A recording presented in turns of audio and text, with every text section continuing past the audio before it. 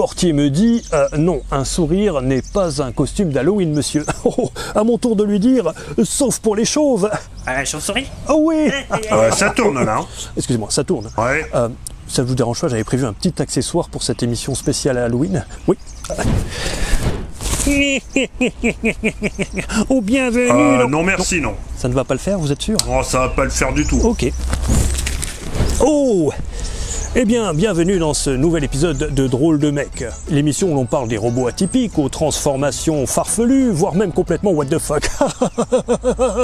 Pour ce 8e épisode, nous allons découvrir que même les monstres les plus connus du folklore d'Halloween, tels que les squelettes, les vampires, les gorilles et les morts vivants, peuvent renfermer un robot. Oui, en espérant que pour les transformer, nous n'allons pas devoir nous creuser la tête autant qu'une citrouille un soir d'Halloween. Ce sont vos dents, ça, ou un dentier fantaisie, là? Ouais, c'est les vrais, ouais. Ah non, dans ces cas-là, il faut pas rigoler à la bouche ouverte, mon vieux. Oh, non. Attention, messieurs, dames, nous allons accueillir maintenant, sous vos yeux ébahis, des créatures tout aussi singulières que terrifiantes. Voici les Magic Robots. Voici effectivement les Magic Robots ou Change Robots de Maruka, sorti milieu des années 80 au Japon. Et voici 3 d'entre eux, il y en a 4 au total. On va commencer par Dracula, mais il ne s'appelle pas Dracula parce que certainement que la compagnie ne voulait pas payer des droits à Universal Pictures, puisque il s'appelle en fait Devil Robot, le robot diable, mais c'est clairement Dracula, vous l'avez reconnu. On voit que c'est un moule en plastique et fragile, et sa particularité c'est qu'il a un moteur à friction, c'est un wind-up, vous voyez, bon là il ne marche plus malheureusement, mais en tout cas c'était leur particularité, ils avaient chacun un moteur à friction qui leur permettait bien d'avancer tout seul, ça les enfants adorent ça, et bien il se transforme lui aussi, mais on le verra tout à l'heure, le fameux Devil Robot. Ensuite, nous avons celui que l'on appelle Gorilla Robot. Là encore, on n'a pas envie de l'appeler King Kong parce qu'il faudrait payer des droits à Universal Pictures et bien ça reste un gorille. Vous voyez, le moule est quand même plutôt sympathique, j'aime beaucoup le sculpt. Là encore, il n'y a pas beaucoup d'efforts de peinture de fait, hein, comme sur Dracula d'ailleurs. Vous voyez, on a juste les yeux jaunes, la bouche est rouge, les dents ne sont même pas peintes en blanc, et là on a que du rouge pour les yeux.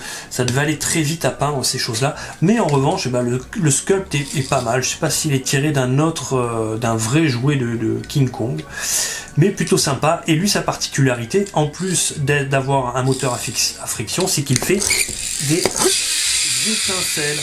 Eh oui, on n'en voit plus beaucoup des jouets qui font des étincelles, sûrement parce que c'est peut-être pas très safe pour la maison, mais voilà. Celui-là, on pouvait presque s'allumer des clopes avec. Et enfin, celui-là, c'est finalement, là, il n'y avait pas forcément de droit à payer puisque ça reste un squelette. C'est le premier de la gamme Skull Robot, la tête de mort. Et lui, vous voyez, il a des jolis stickers tout autour. Pareil, moteur à friction, Made in Japan. On n'a pas écrit autre chose que Made in Japan sur les 3 qui sont là. Et un skull plutôt sympathique aussi. Bon, ils ont tous, lui il a pris du Sunfade, il a pris le soleil, donc il est un peu jauni ici, pareil pour le Dracula. Mais moi ça me dérange pas, c'est quand même censé être creepy, faire peur, et le côté un peu abîmé, un peu damage, me dérange pas du tout. On peut voir qu'il y a ici des détails de fissures, hein, le crâne est fissuré. Et là, il s'appelle Killer X1. On peut voir ici comme des engrenages, enfin des chenilles. Et alors ce qui est très sympa, c'est le packaging. Malheureusement, je n'ai pas le packaging, mais lui par exemple, vous voyez, le packaging est superbe parce que on voit qu'il était comme une sorte de porte-avions, un robot porte-avions avec des vaisseaux qui partent de sa base. Très très cool. J'adore les packagings de ceux-là. Malheureusement, j'ai pas pu en choper. Pareil pour Dracula. Vous pouvez voir le packaging également. Il s'ouvre et il laisse apparaître aussi du mécanisme des vaisseaux. L'illustration de sa gueule est plutôt sympa. Et King Kong également. J'aime beaucoup l'illustration du packaging. très très chouette avec tout ce qui sentait bon les années 80. Il faut dire que dans les années 80, tout pouvait se transformer en robot, donc c'est même pas étonnant qu'on ait les visages de monstres d'Universal Studios qui se transforment en robots. Et celui qu'il me manque, il est très beau aussi, c'est Frankenstein, le monstre de Frankenstein.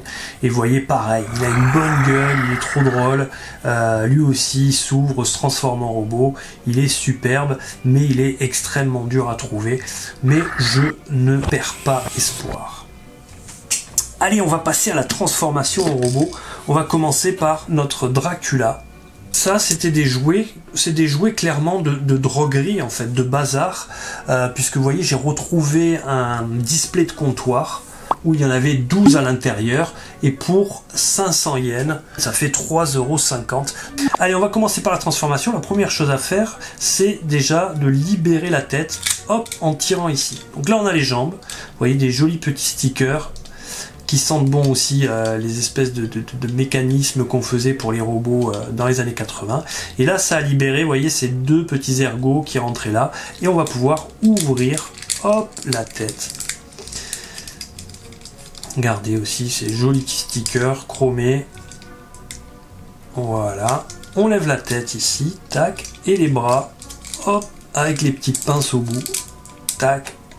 Et voilà notre Devil Robot,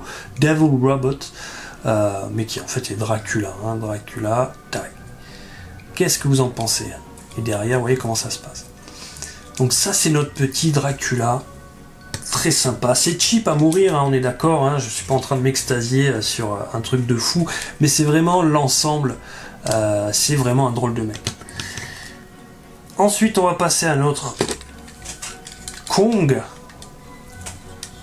King Kong, lui également, hop, on libère, même mécanisme, on libère ici les deux ergots, on soulève, on écarte les bras, on le lève un peu plus. Ensuite, pour les mains, il faut mettre un coup d'ongle ici pour le dégager. Pareil ici. Et voilà. Tout simplement. C'est pas compliqué. Voilà. Et pareil, je pense que la fonction étincelle fonctionne en mode robot également. Et enfin, notre squelette, le Skull Robot. Hop, on soulève, on libère les deux chicots qui sont là. On ouvre comme ceci. Et alors là, celui-là, c'est là où c'est pas super bien pensé. C'est-à-dire que là, il faut vraiment ouvrir ces deux parties, les faire coulisser. Mais en fait, on est obligé de les faire forcer entre elles. Vous voyez? Et voilà. Et là, il a la tête qui est sortie tout seul. Les bras sont là. Et on a notre petit père. Voilà. Voilà nos trois gaillards. Il faut que je vous montre aussi, même si je ne l'ai pas, le Frankenstein. Regardez ces images en robot. Il est de toute beauté. En fait, il ressemble beaucoup aux autres aussi.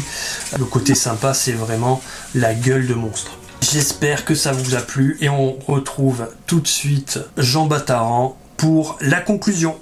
Alors oui, tout comme ces drôles de mecs, j'ai perdu la tête. J'ai perdu la tête ne serait-ce que par leur prix, puisque aujourd'hui c'est du x10 pour les plus communs tels que le vampire ou le squelette, et beaucoup plus pour les deux autres qui sont extrêmement rares. Mais, eh bien, j'avoue que lorsque je les ai vus popper enfin sur les marketplaces, eh bien, mon sang n'a fait qu'un tour pour le vampire, j'ai repris du poil de la bête pour le gorille, et le squelette n'a pas fait de vieux os. Quant au monstre de Frankenstein, eh bien je ne perds pas espoir de mettre la main dessus de mon vivant. En tout cas, n'est-ce pas leur simplicité et leur côté si grotesque qui font leur charme? En tout cas, moi j'ai trouvé une chouette décoration pour l'Halloween de cette année. N'hésitez pas à partager cette vidéo pour coller la chair de poule et le frisson à vos amis. Et on se dit à bientôt pour une prochaine. Hey. C'est vrai que vous ne devez pas dépenser énormément pour Halloween, hein, tout est là. They did the Monster Mash.